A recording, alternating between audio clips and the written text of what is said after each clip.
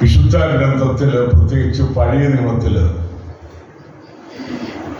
ദൈവത്തിന്റെ പേര് ഇവർ വിളിച്ചിരുന്നില്ല. അതിനവർ ഉപയോഗിച്ചിരുന്ന പദം യാഹ്വേ. യാഹ്വേ എന്ന് പറഞ്ഞാൽ ആയിരിക്കുന്നവൻ, അസ്തിത്വമുള്ളവൻ എന്നാണ്. അപ്പോൾ ദൈവത്തിന്റെ നാമം എന്തുകൊണ്ട് അവർ ഉപയോഗിച്ചില്ല എന്ന് ചോദിച്ചാൽ, ദൈവത്തിന്റെ നാമം പരമപരിശുദ്ധമാണ്. അതുകൊണ്ട് ദൈവത്തിനൊരു പേരിട്ട് വിളിക്കുന്നത് അത് ശരിയല്ല എന്നുള്ള ചിന്തയാണ് ഇതൊക്കെ ഉണ്ടായിരുന്നത്. അതുകൊണ്ടാണ് യാഹ്വേ, ആയിരിക്കുന്നവൻ. നീ ജീവിതത്തെ പറ്റി സംബന്ധിച്ചോട് ചിന്തിച്ചാൽ നിർബന്ധമായിട്ടും ആയിരിക്കുന്നവൻ ആരാണ്? ദൈവം മാത്രമാണ്. നമ്മൾ ആരും നിർബന്ധമായിട്ടായിരിക്കേണ്ടവരല്ല, ആയിരിക്കുന്നവരുമല്ല. അതുകൊണ്ട് ദൈവം മാത്രമാണ് നിർബന്ധമായിട്ടും ആയിരിക്കുന്നവൻ. അപ്പോൾ ഇന്നത്തെ വചനത്തിൽ ആ ദൈവികതയെ പറ്റി സൂചിപ്പിക്കുകയാണ്. എന്റെ വചനത്തിൽ നിലനിൽക്കുന്നെങ്കിൽ നിങ്ങൾ യഥാർത്ഥത്തിൽ എന്റെ ശിഷ്യരാണ്. ജോൺ 8:31 കൊണ്ട് എന്റെ വചനം. അപ്പോൾ യേശു പറയുന്നുണ്ട്, എന്നെ വിശ്വസിക്കുന്നെങ്കിൽ എന്റെ വചനം നിങ്ങൾ പാലിക്കും. യേശുവിന്റെ കൽപ്പനകള്, ദൈവത്തിന്റെ കൽപ്പനകള് പ്രമാണങ്ങളായിട്ട് നമുക്ക് ലഭിച്ചിട്ടുണ്ട്. യേശുവിന്റെ ഉപദേശങ്ങള് ഗിരിപ്രഭാഷണത്തിലും വചനങ്ങളിലും നമുക്ക് കാണാനായിട്ട് കഴിയും. പുറപ്പാടിന്റെ പുസ്തകത്തിൽ ദൈവം മോശയോട് അരുളി ചെയ്തു, ഞാൻ തന്നെ, ഞാൻ ആകുന്നവൻ എന്നെ നിങ്ങളുടെ അടുത്തേക്ക് അയച്ചിരിക്കുന്നു. അപ്പോൾ പിതാവ് പുത്രനെ അയച്ചെന്ന് പറഞ്ഞതുപോലെ മോശയ്ക്ക് ദൈവം വിളിച്ചു. ആ വിളി ദൈവമാണ്. അതുകൊണ്ടാണ് ആയിരിക്കുന്നവൻ, ഞാൻ ആകുന്നവൻ എന്നെ നിങ്ങളുടെ അടുത്തേക്ക് അയച്ചിരിക്കുന്നു എന്ന് മോശ പറയാനായിട്ട് കാരണം, അയാം ഇംഗ്ലീഷിൽ പറയുമ്പോൾ ആയിരിക്കുന്നവൻ. ദൈവം പരമപരിശുദ്ധനായതുകൊണ്ട് ദൈവത്തെ വേറെ പേരുകളൊന്നും അവർ വിളിച്ചിരുന്നില്ല എന്നുള്ളതാണ്. ഇവിടുത്തെ വിവിധ ഭാഷകളിൽ ഇംഗ്ലീഷിൽ ഗോഡ് എന്ന് പറയാറുണ്ട്, നമ്മൾ ദൈവം എന്ന് പറയുന്നുണ്ട്, പരമേശ്വരൻ എന്ന് പറയുന്നവരുണ്ട് ഹിന്ദുക്കള്, ഈശ്വരൻ എന്ന നാമധേയം, ഇങ്ങനെ പലത് അള്ളാ എന്ന് പറയുന്നുണ്ട് മുസ്ലിങ്ങൾ. ഇങ്ങനെ വിവിധ നാമധേയങ്ങൾ ദൈവത്തിനായിട്ട് ഉപയോഗിക്കുന്നുണ്ട്. നമ്മൾ ഉപയോഗിക്കുന്നത് ദൈവം എന്നുള്ള വാക്ക് മലയാളത്തിൽ. വെളിപാടിന്റെ പുസ്തകം 1-ാം അധ്യായം 4 മുതൽ 8 വചനങ്ങൾ, ആയിരിക്കുന്നവനും ആയിരുന്നവനും വരാനിരിക്കുന്നവനും ആയവനിൽ നിന്നും. അപ്പോൾ അത് ദൈവികതയാണ് പറയുന്നത്. വെളിപാടിന്റെ പുസ്തകത്തിൽ ആയിരുന്നവൻ വരാനിരിക്കുന്നവൻ. അപ്പോൾ അത് ദൈവമാണ്. അപ്പോൾ യേശു വിശ്വസ്ത സാക്ഷിയും മൃതരിൽ നിന്നുള്ള ആദിജാതനുമാണ്. യേശു ദൈവത്തിന്റെ ഏകജാതനാണ്, ദൈവത്തിന്റെ ഏകസുതനാണ്. മനുഷ്യനായിട്ട് സമയത്തിന്റെ പൂർണ്ണതയില് മനുഷ്യരക്ഷയ്ക്കായിട്ട് അവതരിച്ച വചനമായ ഈശോയാണ് നമ്മൾ ദൈവപുത്രനായിട്ട് കണക്കാക്കുക, വിശ്വസിക്കുക.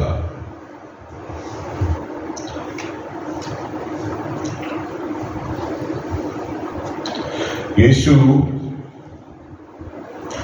മൃതരിൽ നിന്നുള്ള ആദിജാതൻ എന്നാണ് വിശുദ്ധരും പറയുന്നത്. മൃതരിൽ നിന്നുള്ള ആദിജാതൻ, ഭൂമിയിലെ രാജാക്കന്മാരുടെ അധിപതി, അതാണ് ക്രിസ്തു രാജൻ നമ്മൾ പറയുന്നത്. ഈ ക്രിസ്തുവിൽ നിന്നും നിങ്ങൾക്ക് കൃപയും സമാധാനം എന്ന് പറഞ്ഞുകൊണ്ടാണ് വെളിപാടിന്റെ പുസ്തകം ആരംഭത്തിൽ പറഞ്ഞിരിക്കുന്നത്. ഇങ്ങനെയാണ്, ഈ വിശുദ്ധ യോഹന്നാനാണ് വെളിപാടുണ്ടായത്. യോഹന്നാന്റെ ആദിയും വെളിപാടിന്റെ പുസ്തകത്തിലുണ്ട്, ഞാൻ ആരംഭം താവുമാകുന്നു. ആരംഭം എന്ന് പറഞ്ഞാല് അത് സുറിയാനി ഭാഷയുടെ ആദ്യത്തെ അവസാനത്തെ അക്ഷരമാണ്. ആലപ്പും താവും. ആൽഫ ആൻഡ് ഒമേഗ ഗ്രീക്കില് ആദ്യത്തെ അക്ഷരം ആൽഫയാണ്, അവസാനത്തെ അക്ഷരം ഒമേഗയാണ്. അതാണ് ഞാൻ ആദ്യവും അന്ത്യവുമാകുന്നു, ആലപ്പും താവുമാകുന്നു.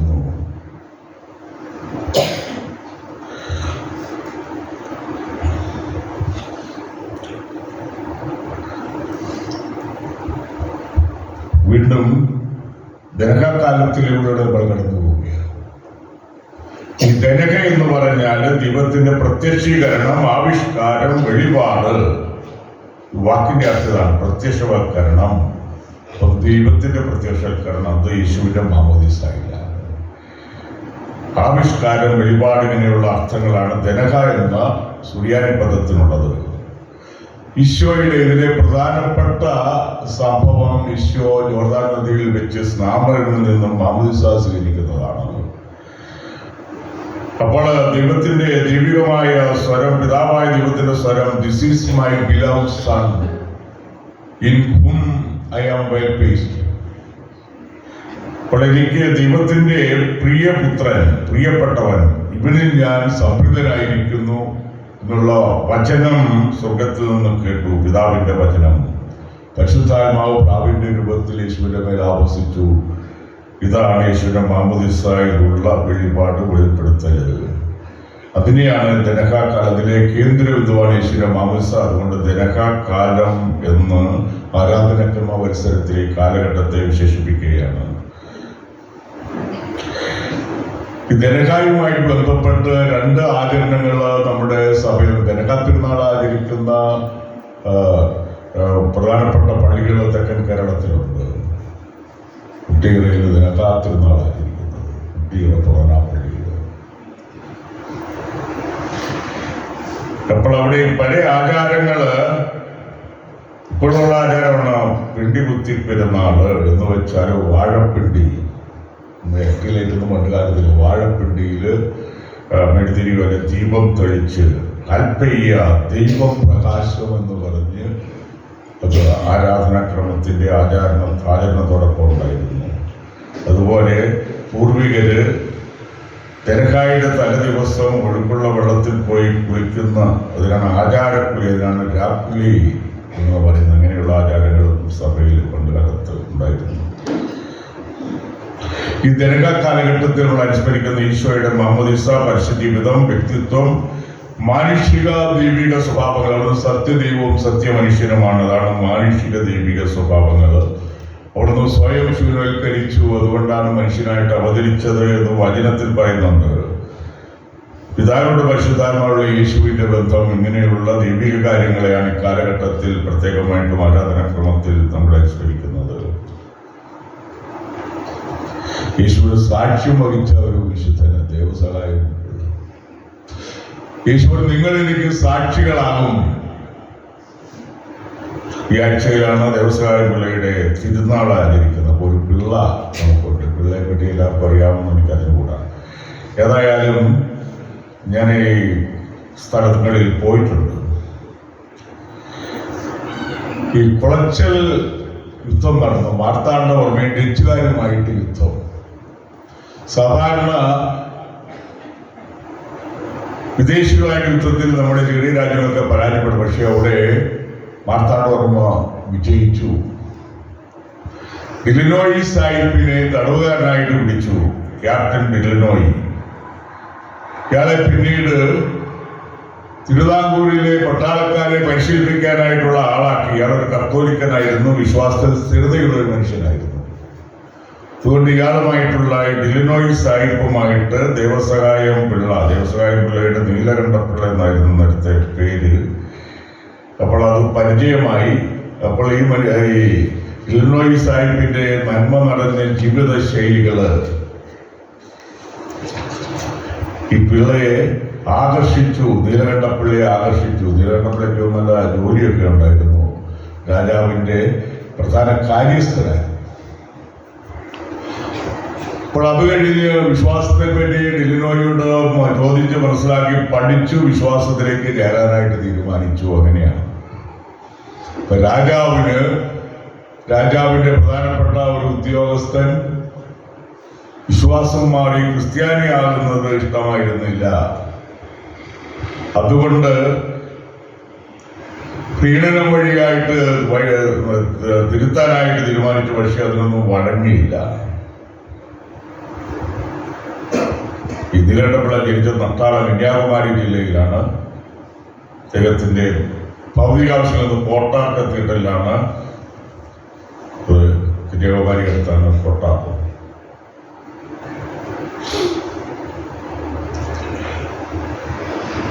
അപ്പോൾ അതുകൊണ്ട് പീഡന മുറകൾക്ക് വിധേയനാക്കിയതാണ്.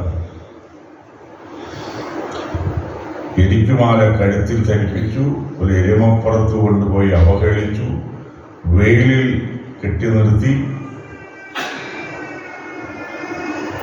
മോശം വെള്ളം നൽകി, ദിവസവും 30 അടി വീതം കൊടുത്തു, മുറിവുകളിൽ മുളക് പൊടി വിതറി, ഇങ്ങനെയൊക്കെ ഒത്തിരി പീഡനങ്ങളിലൂടെ. പക്ഷേ വിശ്വാസം ത്യജിക്കാൻ തയ്യാറായില്ല. ഈ പീഡനമൊക്കെ കൊടുത്തത് എന്തിനു വേണ്ടിയിട്ടാണ്? വിശ്വാസം ത്യജിക്കാൻ വേണ്ടിയിട്ടാണ്. ഇങ്ങനെ പീഡനങ്ങൾ കൊടുക്കുന്നതോടൊപ്പം തിരിച്ച് വിശ്വാസത്തെ തള്ളി പറഞ്ഞു കഴിഞ്ഞാൽ കൂടുതൽ ഉയർന്ന സ്ഥാനമാനങ്ങൾ നൽകുമെന്നുള്ള ഓഫറും ഉണ്ടായിരുന്നു. പക്ഷേ ദേവസഹായ എന്നുള്ള പേര്, ഈ ലാസർ എന്ന വാക്കിന്റെ അർത്ഥം ദേവസഹായ എന്നാണ്. ലാസർ ആ പേരാണ് സ്വീകരിച്ചത്, മാമുസ സ്വീകരിച്ചപ്പോൾ. അതുകൊണ്ടാണ് ദേവസഹായം. പിന്നെ നായരായിരുന്നത് കൊണ്ട് പിള്ള എന്ന വാക്കോടെ ചേർത്ത് പിന്നെയാണ് ദേവസഹായം പിള്ള വന്നത്. ലാസർ ശരിക്കുള്ള പേര്, ഭാര്യയുടെ പേര് ജ്ഞാനപ്പൂ എന്നാണ്, ഇത് ത്രേസ്യ എന്നാണ് പേര്. അപ്പോൾ അത് ജ്ഞാനപ്പൂ എന്നത് തമിഴിൽ അങ്ങനെ വന്നു എന്നാണ് എനിക്ക് അറിഞ്ഞുകൂടാ. 1752 പടയാളികൾ വെടിവെച്ച് കൊല്ലുകയാണ്. കാറ്റാടിമലയിൽ വെച്ച്, അത് കന്യാകുമാരി അടുത്താണ്. അവിടെ ഒത്തിരി കാറ്റിൽ നിന്നും ഇലക്ട്രിസിറ്റി ഉത്പാദിപ്പിക്കാൻ വേണ്ടിയുള്ള കാറ്റാടി യന്ത്രങ്ങൾ സമർത്ഥമായിട്ട് കാണാം അവിടെ. പിന്നെ കാറ്റാടിമലയിൽ നല്ല കാറ്റുള്ള സ്ഥലം കൊണ്ടായിരിക്കും കാറ്റാടിമല. അതൊരു പാറക്കെട്ടാണ്. അവിടെ വെച്ചാണ് വെടിവെച്ച് പോകുന്നത്. അവിടെ ഒരു താഴെ ദേവാലയമുണ്ടെന്നും നിരവധി ആളുകൾ, വിശ്വാസികളായിട്ട് ആളുകളോട് സന്ദർശിക്കാറുണ്ട്. പലയിടങ്ങളിൽ നിന്ന് വേദപാഠാധ്യായോടെ കൂടി ഞങ്ങളിലേക്ക് പോയിരുന്നത് കൊണ്ടാണ് കാറ്റാടിമലയും പ്രദേശങ്ങളും വിശുദ്ധനാക്കുന്നതിൻ്റെ തലയാഴ്ചയാണ് പോയത്.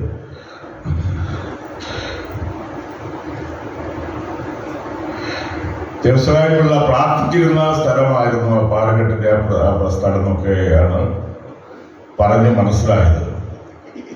അദ്ദേഹത്തെ വെടിവെച്ചുന്ന പാറക്കെട്ടിൽ വെച്ചാണ്.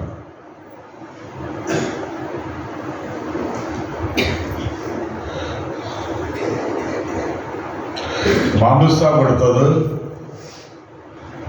തമിഴ്നാട്ടിൽ, അന്ന് കന്യാകുമാരിയൊക്കെ തിരുവിതാംകൂറിന്റെ ഭാഗമാണ്. തമിഴ്നാട്ടിലുള്ള വടക്കംകുളം പള്ളിയിൽ വെച്ച് ഒരു സായിപ്പച്ചനാണ് മാമുദിസ നൽകിയത്.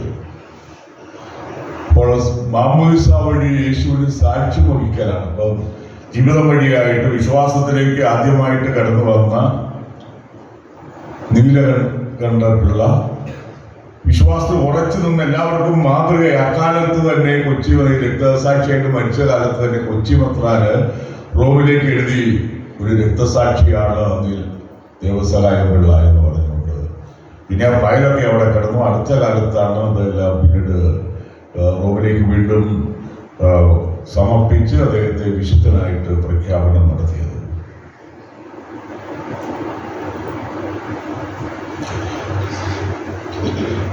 തീർച്ചയായിട്ടും പാരമ്പര്യ ക്രൈസ്തവരായ നമ്മളെ സംബന്ധിച്ചിടത്തോളം വലിയ ഉദാത്തമായൊരു മാതൃകയാണ്. വിശ്വാസത്തിലേക്ക് വന്ന് പീഡനങ്ങൾ ഏറ്റുവാങ്ങി വിശ്വാസത്തിന് വേണ്ടി നൂറ്റാണ്ടുകൾക്ക് മുമ്പ് രക്തസാക്ഷിയായിട്ട് മരിച്ചു. ഇന്ന് വിശുദ്ധനായിട്ട് സഭ പ്രഖ്യാപിച്ചിട്ട് 1-2 വർഷങ്ങളായി.